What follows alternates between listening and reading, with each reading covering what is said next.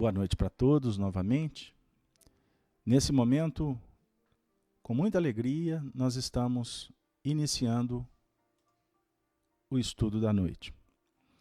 Eu gostaria de, nesse momento, abraçar a todos os amigos que, nesse momento, já se encontram no chat, que todos possam se interagir conosco, enviando as participações, e a gente convida a nossa companheira Cleusa, que modera o trabalho no chat, que ela possa ir nos munindo com as demandas que possam surgir.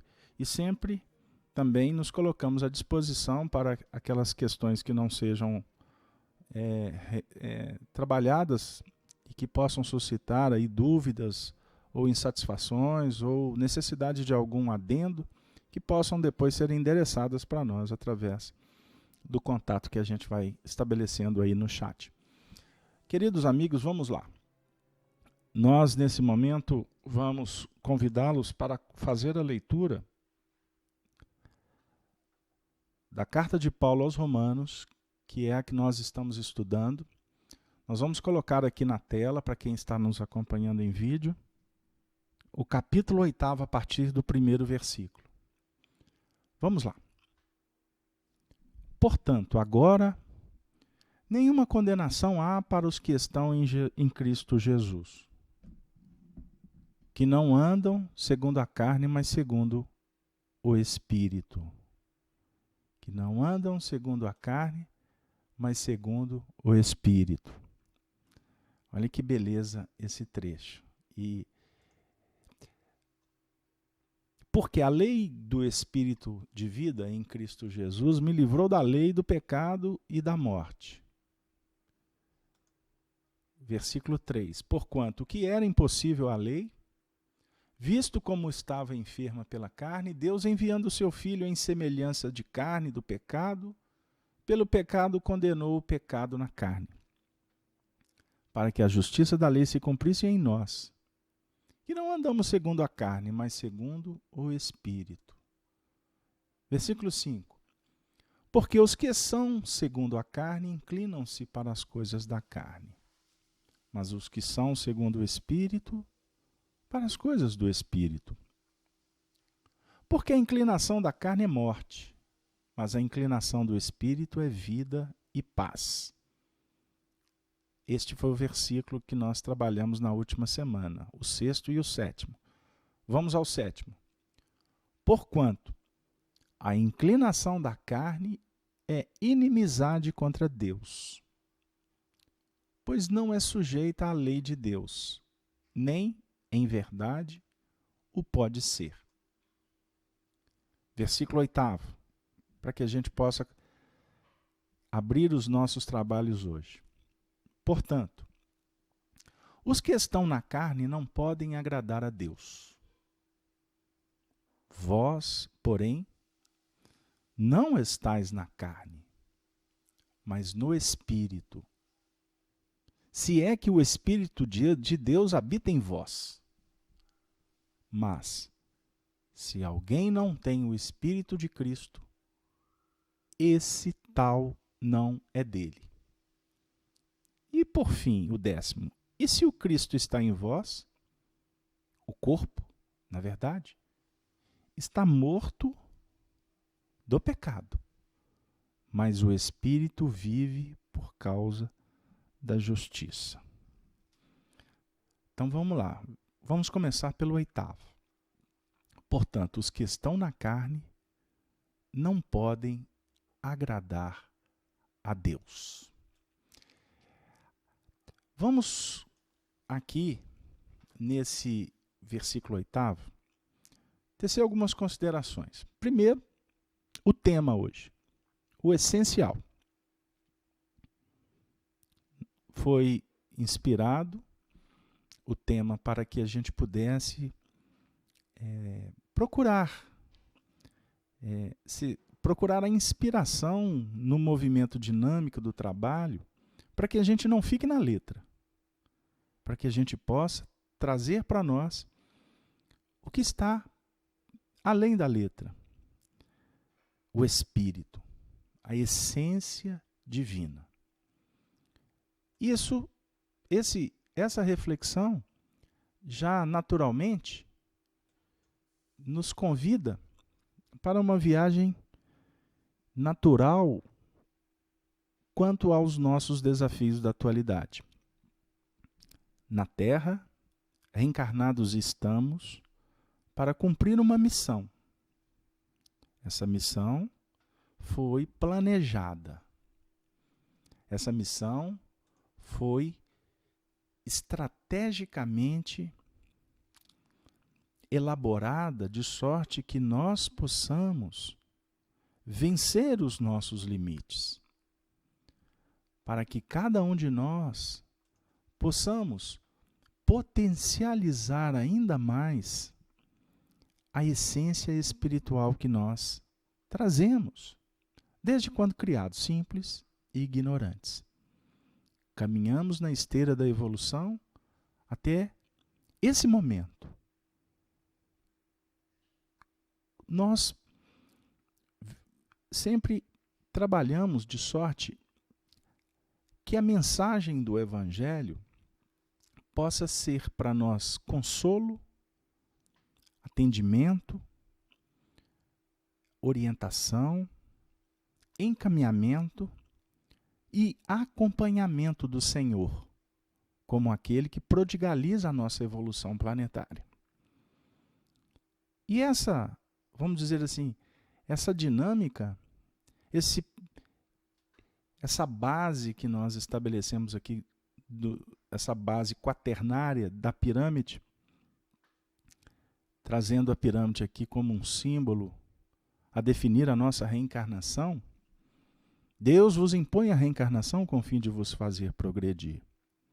Então o símbolo aqui é a descida do céu para a terra. E o tempo todo, o Senhor, como governador espiritual do planeta, ele tem bem definido, bem planejado,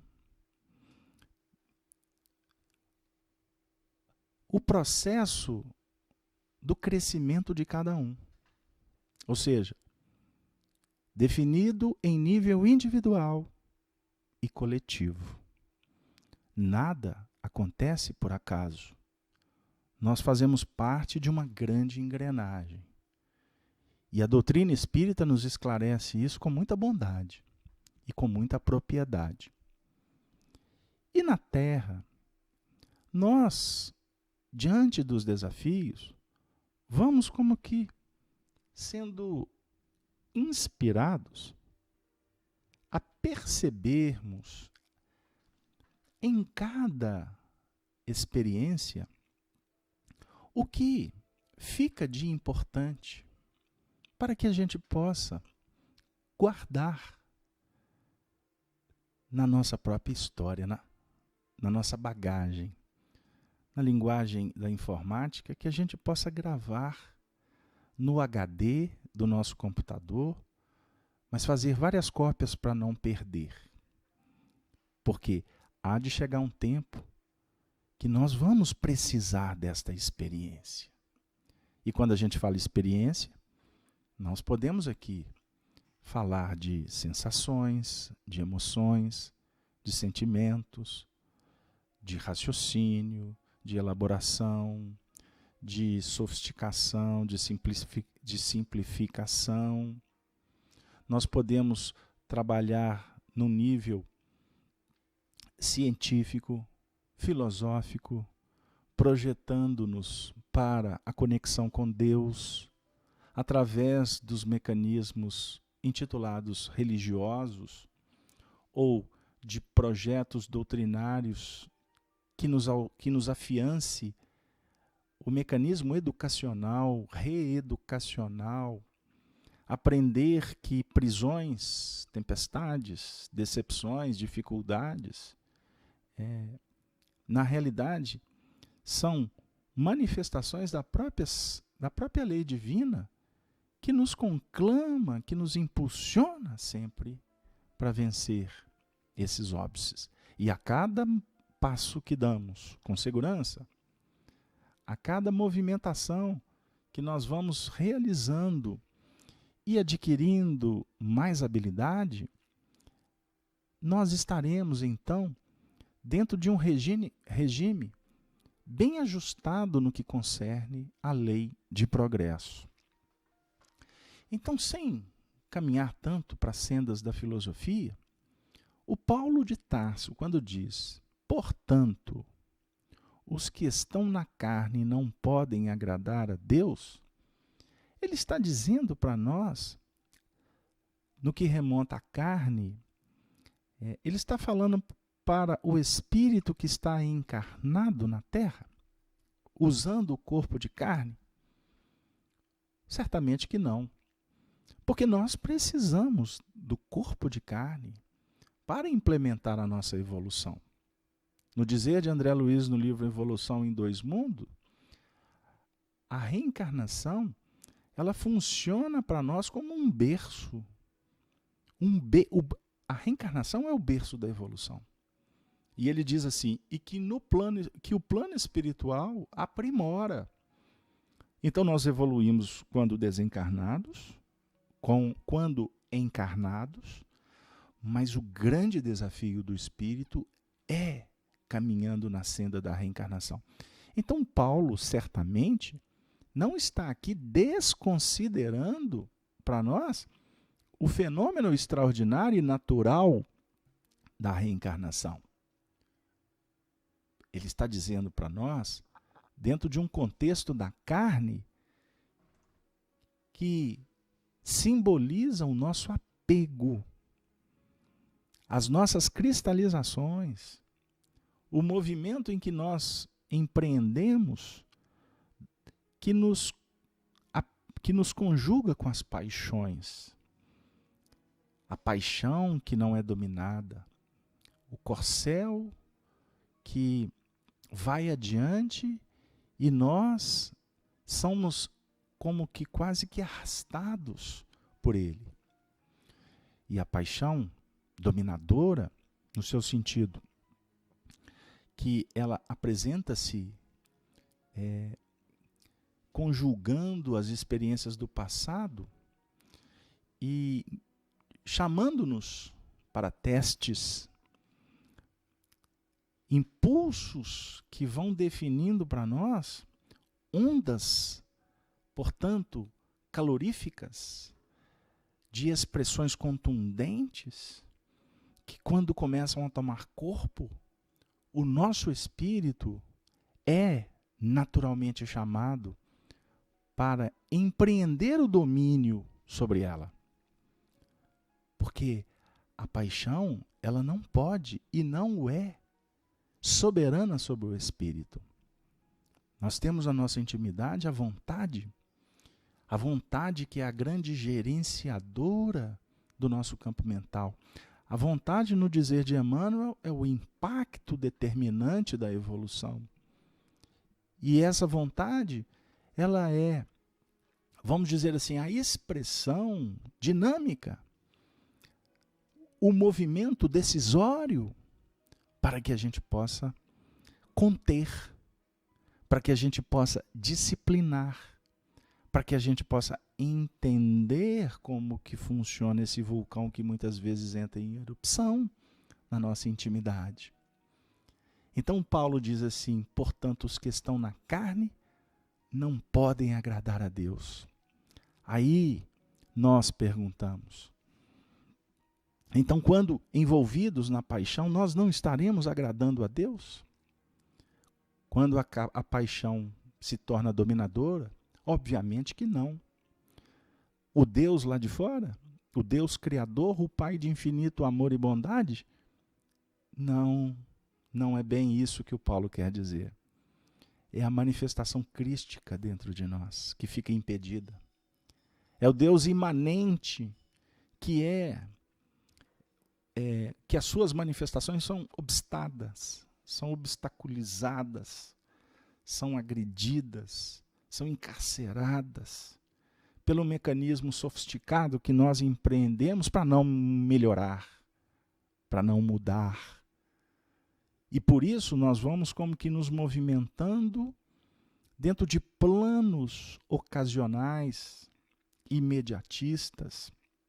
Criamos rótulos, máscaras, trabalhamos no mecanismo da convenção humana, que favorece as nossas personas, que favorece o menor esforço. E com isso, nós podemos até nos rotular como cristãos e não sermos. No nosso caso, podemos manifestar os nossos desejos, os nossos ideais como espiritistas, mas espiritistas muitas vezes que nos apoiamos mais às conveniências, às conivências. Espíritas que muitas vezes nos julgamos na condição autocrata ou presunçosa de mercantilizar com o próprio Criador, com o próprio plano espiritual. Aí eu frequento a casa espírita para trabalhar, para cumprir as minhas obrigações, que muitas vezes acabam se tornando tarefas sociais, distantes da essência que deveria promover o nosso íntimo, que deveria alimentar a nossa alma dentro dos planos da elaboração da simplicidade, da manjedoura, do carinho com a tarefa, da dedicação, mas acima de tudo, um trabalho iluminado pelo Cristo. Um trabalho iluminado pela vivência do Evangelho. E aqui agora, a gente naturalmente é convidado. E convidamos vocês todos para juntos procurar sentir um pouco essa mensagem, e não apenas internalizá-la em nível intelectivo. Que nesse momento eu convido você a ouvir essa projeção, mas sem o espírito crítico, analítico da persona que é julgadora e que se sente competente para condenar. Não é isso, amigo. Esse momento todos nós estamos reunidos aqui em torno de uma mesa espiritual. Mesa essa que temos Jesus como anfitrião, como noivo que está promovendo uma festa, e que nesse instante nos convida para que a gente possa banquetear com Ele. Então, querido amigo, não vale mais a rotulagem, não cabe mais a aparência, o se preocupar com o que o outro está pensando, ou com o que o semelhante está operando. O convite do Senhor é de profundidade. O convite do Senhor é para que nós todos possamos perceber a importância do fazer para se tornar. Fazer para se tornar. Fazer o bem. Como Paulo fala em Tessalonicenses, fazer bem. Para depois a gente naturalmente fazer o bem, promover a paz. Nós precisamos de qualificar as nossas ações de uma forma em que estejamos iluminados pelo Cristo. O cristão tem esta destinação, por excelência, embora posterguemo-la, embora hesitamos em operacionalizar com ela. A destinação é amar ao próximo como a nós mesmos. Então nós empreendemos o projeto cristão, mas quando, no momento, no lugar, com aqueles pares, na hora do acontecimento, nós perdemos a conexão com muita facilidade, porque deixamos o eu falar, o interesse pessoal, queridos amigos. Aí eu falo mal, eu me torno arrogante, presunçoso, centralizador, autocrata, ditador, se não tiver os acontecimentos, as pessoas, as circunstâncias funcionando ou acontecendo de acordo com o meu interesse, para mim já não basta. O orgulho e o egoísmo se transformam no pilar de um templo que naturalmente está sendo cultuado através dos tempos, mas que em breve os seus pilares serão abalados pela misericórdia da providência divina, pela espiritualidade que, por certo, nos oferecerá oportunidades, muitas delas vindo de fora para dentro, como tempestades, como escassez, dor, doença, desencarnação, a porta que se fecha, o chão que é retirado, quando há um acontecimento que escapa das nossas possibilidades administrativas. São mecanismos que poderemos, queridos amigos, refletir aqui nessa noite para justificar esse entendimento do que o Paulo está dizendo, que os que estão na carne não podem agradar a Deus. E no versículo 9, ele diz para a gente assim, vamos relembrar, vós, porém, agora a mensagem é para o cristão, não estáis na carne. O cristão não está escondido na carne. O cristão é espírito, eterno. Ele está na carne, mas ele não se desvincula da sua predestinação. Vós, porém, não estáis na carne, mas no espírito, na essência.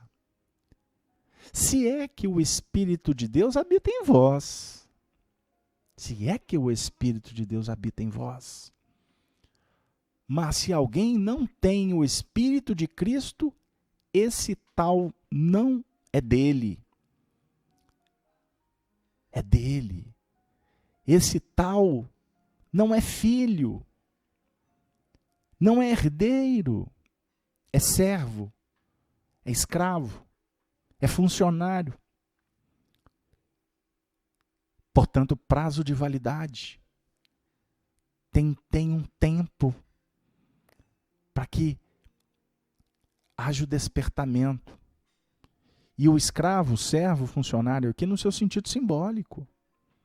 Porque aquele que comete o pecado, e o pecado aqui é o adultério, e a prostituição, é a besta apocalíptica, que nós convidamos vocês a estudar conosco todos os sábados, pelas manhãs, no estudo do Apocalipse que realizamos diretamente da Casa de Kardec, a FEAC Minas, através da transmissão aqui, nesse mesmo veículo de divulgação dos estudos doutrinários evangélicos espíritas. Herdeiro é o filho que honra o pai assumindo as responsabilidades,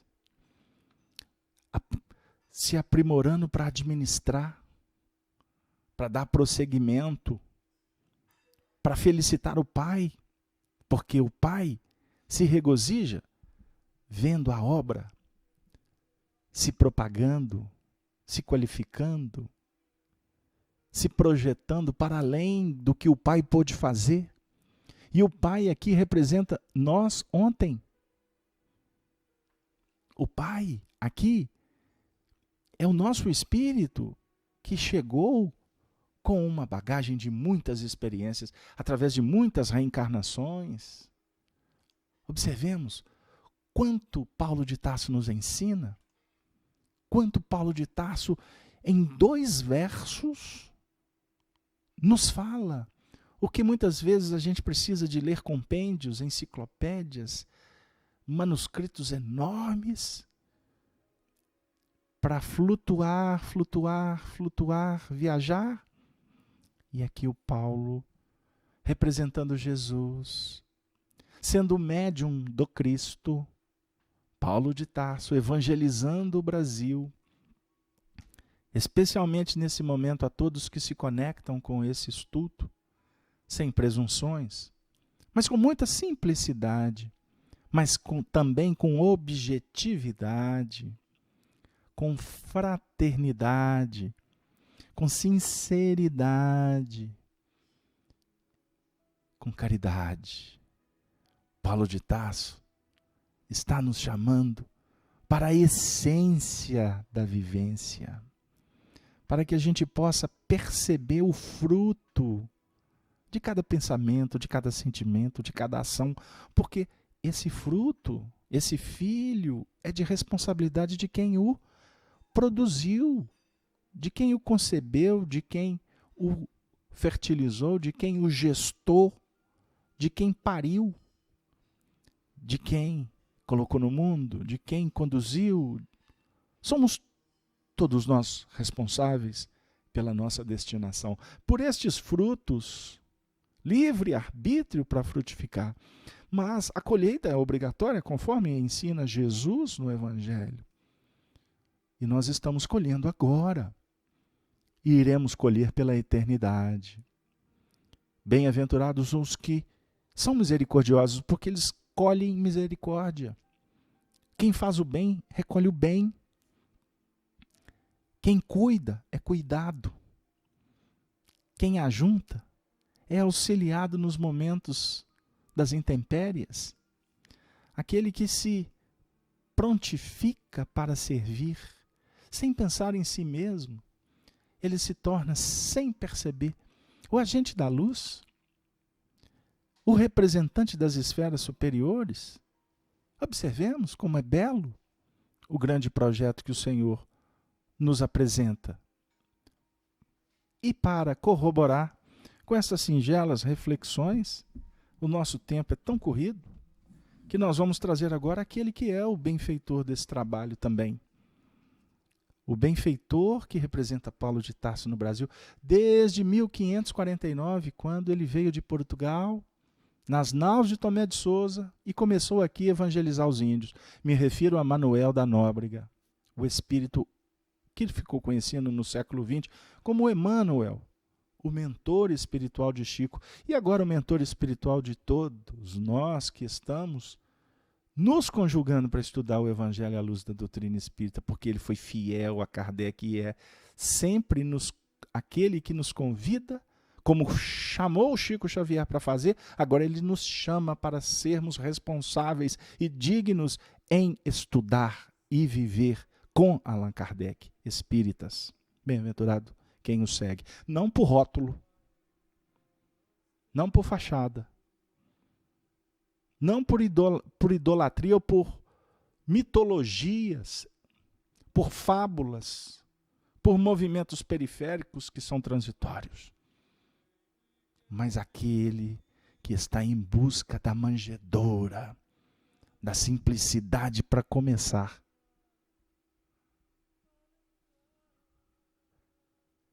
Para estar sempre em conexão com essas forças superiores. Diz assim Emmanuel. No livro Fonte Viva, lição 170. Rotulagem. Mas quem não possui o Espírito do Cristo, esse não é dele. Fonte Viva, lição Rotulagem 170. Afirma Emmanuel, a rotulagem não tranquiliza. Procuremos a essência. Há louvores em memória do Cristo, em muitos estandartes que estimulam a animosidade entre os irmãos.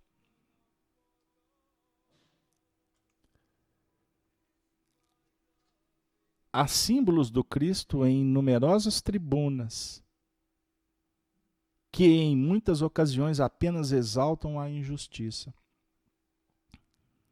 Há preciosas referências ao Cristo em vozes altamente categorizadas da cultura terrestre, que em nome do Evangelho procuram estender a miséria e a ignorância. Há juramentos por Cristo, através de conversações que constituem vastos corredores na direção das trevas. Há invocações verbais ao Cristo, em operações puramente comerciais, que são escuros atentados à harmonia da consciência. Eu vou repetir esse parágrafo. Há invocações verbais ao Cristo, em operações puramente comerciais.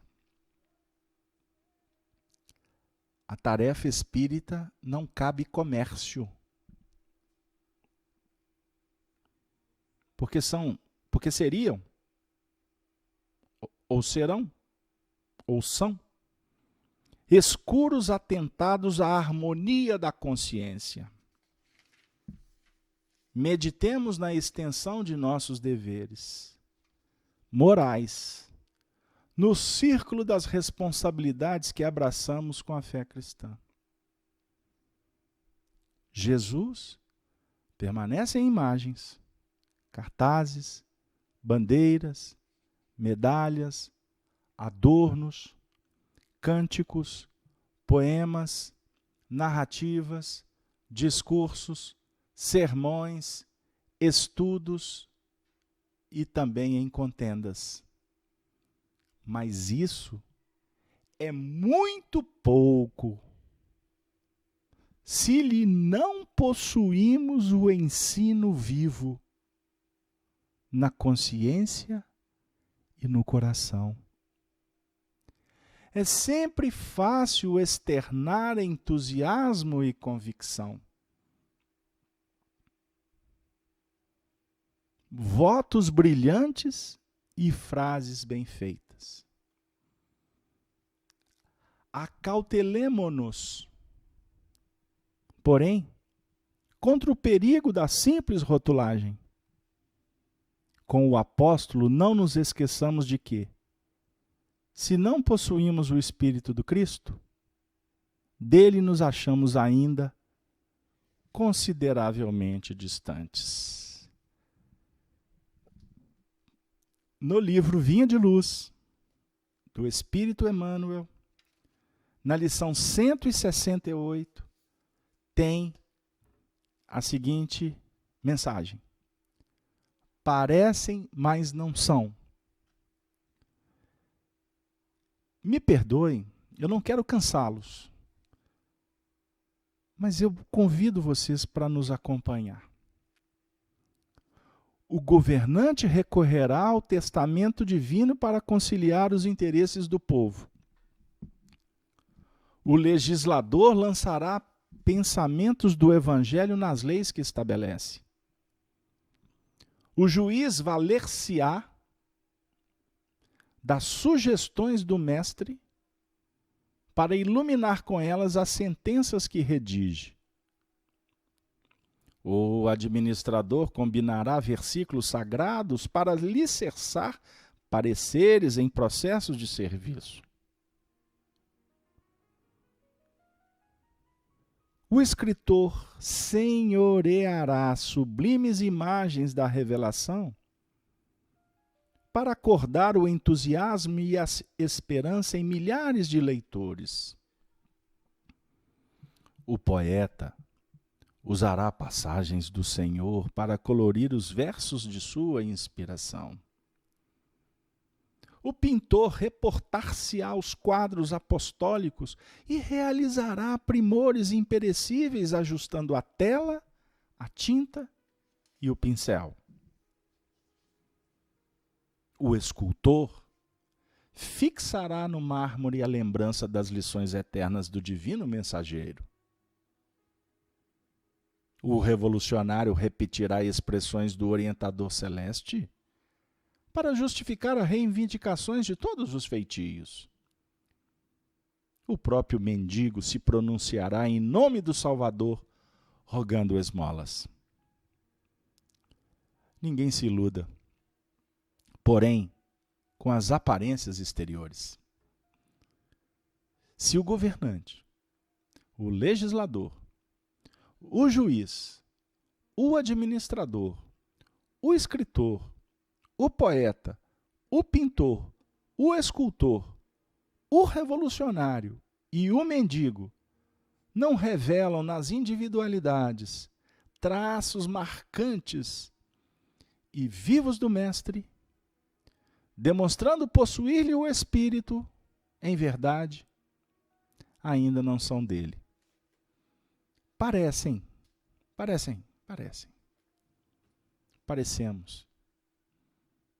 mas não são. Não somos. Ainda não. Ainda estamos distantes, como afirma a outra mensagem. Querido amigo espírita, querida irmã católica, evangélica, budista, umbandista, enfim, todos os amigos que passearem, que permanecerem alguns instantes acompanhando esta mensagem.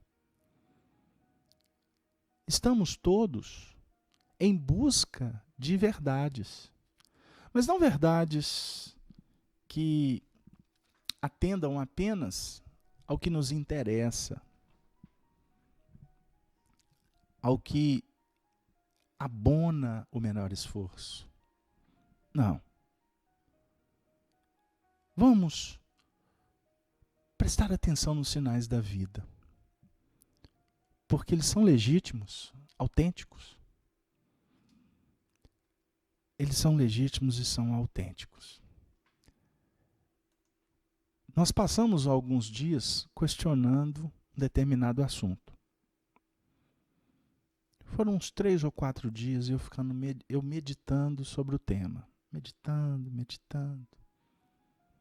Quando foi no domingo último, eu abri um texto aleatoriamente e ali eu comecei a perceber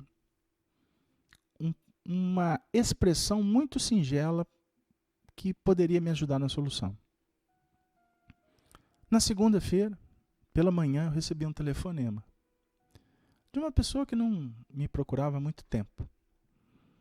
E ela veio me narrar um sonho que ela teve comigo. E nesse sonho estava eu, ela e um amigo espiritual. E esse amigo espiritual fez uma palestra sobre um determinado tema. E eu perguntei para ela, qual foi o tema? O título da palestra foi exatamente o que eu estava questionando há 3 dias. Conectado com o tema da mensagem que eu li no domingo à noite. Eu fiquei tão feliz. Mas passou o dia, à noite fomos para a atividade na casa espírita. Iniciado a mediúnica, caiu uma lição do Evangelho. Exatamente conjugada na sequência com o que foi iniciado no domingo à noite. Veio a parte da comunicação dos espíritos. Para o meu deleite, para a minha alegria, cada manifestação, até a conclusão final do benfeitor espiritual e os comentários pós a reunião, quando fazemos uma avaliação, veio chancelar, carimbar e me auxiliar de uma forma misericordiosa diante de tantas dúvidas. Eu fiquei feliz, voltei para casa, passei a noite de domingo para segunda, ou melhor, de segunda para terça. Quando foi na terça-feira, do nada, eu recebo um telefonema de um outro companheiro. Esse aí é um trabalhador, grande amigo. Ele disse assim, eu sei que você gosta dos sinais da vida, então segura aí. Essa noite eu tive um sonho, assim, assado. Qual que era o tema que foi trabalhado durante o nosso sono, o nosso encontro no mundo espiritual? Eu disse assim para ele, dessa vez você não vai me falar, vai ser eu que vou dizer. Tal o título. Ele disse do lado de lá, meu Deus do céu. Então estamos sintonizados. Despedimos uma conversa de nada mais do que 3 minutos. Deus te abençoe. vamos seguir em frente. Assim os amigos espirituais nos auxiliam. Eu não estou aqui para criar uma situação que não possa ter uma conotação de algo prático. Eu quero dizer com toda a propriedade que a vida vem nos mostrando, em nível pessoal, que nós estamos debaixo de uma providência divina. Nós estamos debaixo de uma misericórdia que é estupenda. Nós estamos envolvidos por entidades que querem o nosso progresso, que esperam de nós um salto de qualidade. Mas para isso, queridos amigos, é necessário, é imprescindível que nós possamos permitir que o Cristo ilumine as nossas atitudes, o nosso coração. Portanto, sejamos humildes, sejamos amigos, sejamos companheiros, sejamos colaboradores, sejamos servidores, sejamos, queridos amigos, aqueles que estamos aqui para cumprir uma tarefa. E não cabe mais postergá-la, porque o preço por adiar é muito alto. E qual de nós que não estamos nesse momento passando por provas tão difíceis, cada um com a sua necessidade? E estas provas, elas existem porque ontem nós menosprezamos o ensejo de operar no bem e flutuamos, criamos, vamos dizer assim, um envolvimento em torno do egoísmo. A gravitação nossa, no dizer de Paulo de Tarso no Livro dos Espíritos, lá no final do Livro dos Espíritos, no comentário, ele vem dizer que a destinação do Espírito é gravitar em torno da unidade divina. A unidade divina é o amor, é Deus, é a sabedoria perfeita, é a justiça plena. Queridos amigos, que o Senhor da vida nos abençoe, que possamos, juntos, como irmãos, como servidores, trocarmos experiências, porque ninguém aqui sabe mais do que ninguém. Nós estamos aqui nessa dinâmica de divulgação doutrinária porque somos aqueles que precisamos muito do trabalho. Por isso, nós queremos trabalhar de sol a sol. Nós não queremos facilidades. Nós não queremos que o Senhor nos privilegie de qualquer coisa. Nós estamos aqui para passar pelo que nós tivermos que passar. E eu gostaria de, nesse momento que antecede o encerramento do trabalho, recordar de Francisco de Assis quando esteve na Terra. Quando aqui ele deu um recado extraordinário do bem. A luz que desceu do zimbório, a estrela, junto com tantas outras estrelas que compuseram um grande colégio do Evangelho, de servidores do Senhor, Francisco de Assis entendeu a missão, se entregou a ela, deu a vida por ela. E há um momento na vida dele que é marcante.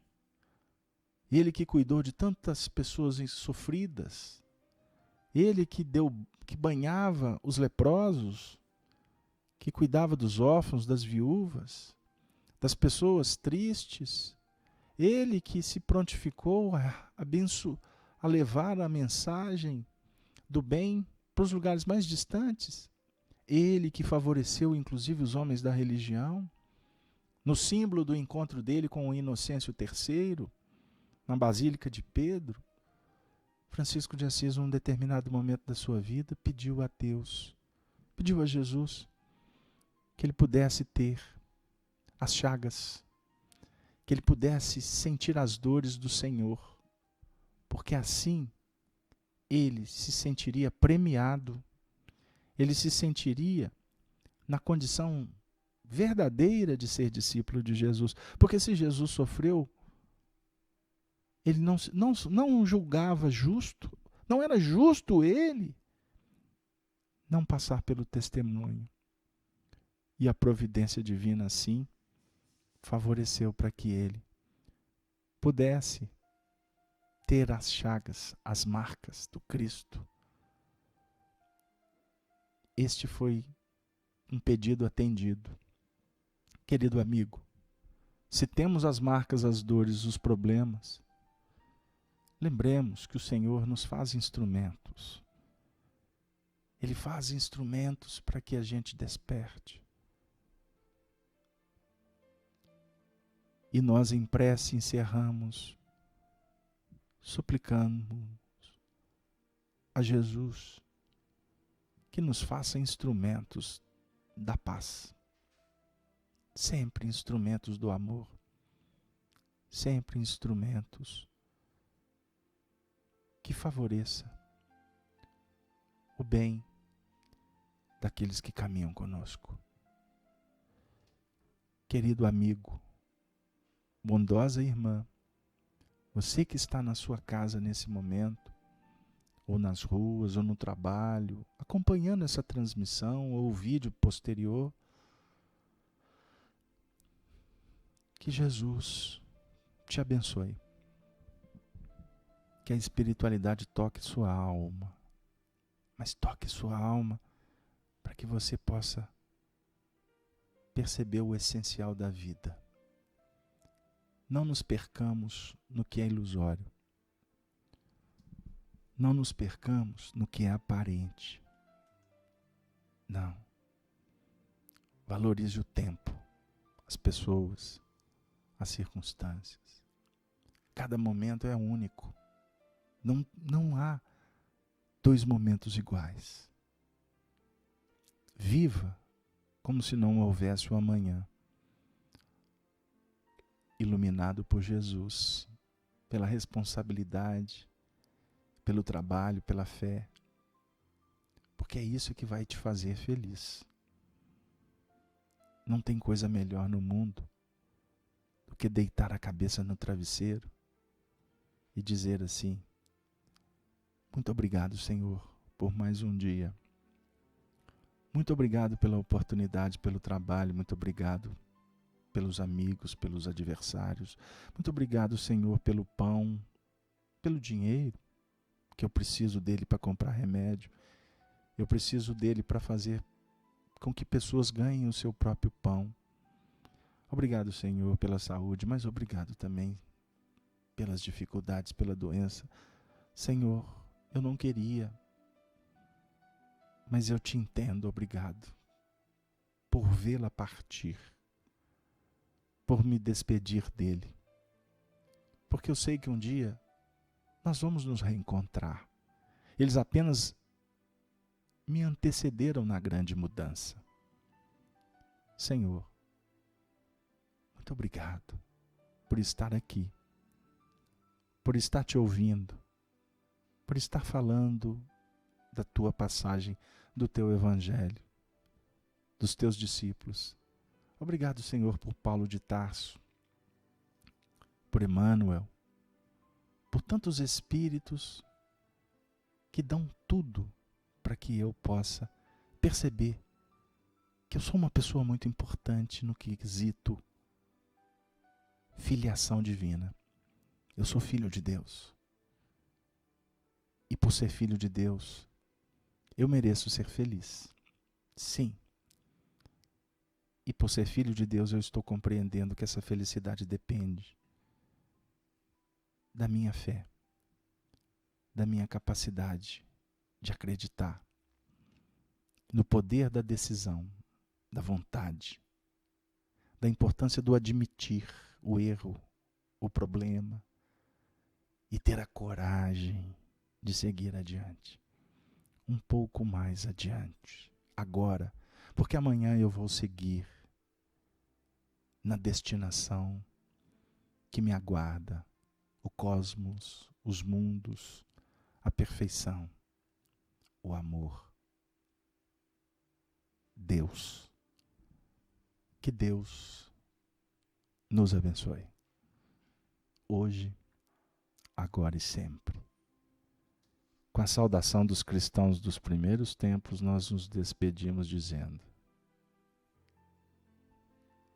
Ave, Ave, Ave Cristo. Um beijo no coração de todos os nossos irmãos. Até a próxima oportunidade. Valeu, valeu.